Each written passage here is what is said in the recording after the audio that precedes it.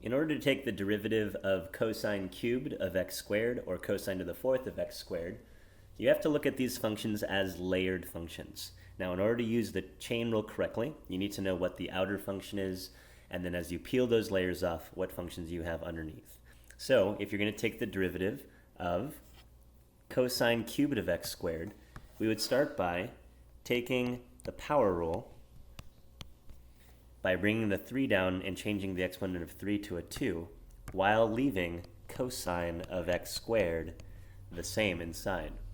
Then you would multiply by the derivative of cosine, which would be negative sine, but you would leave the x squared where it belongs.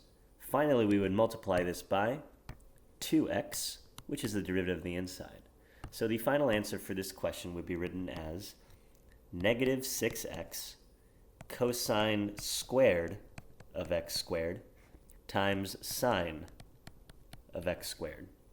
If we were to do this problem again using cosine to the fourth, notice the similarities in how we would do this. The first step would involve using the power rule.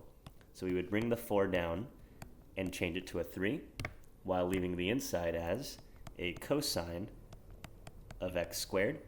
Then we would multiply by the derivative of cosine, which is negative sine, just like before. And that would leave us with an x squared in there. Finally, we would multiply by 2x, which is the derivative of x squared, which gives us our final answer of negative 8x cosine cubed of x squared times sine of x squared. And there you have it.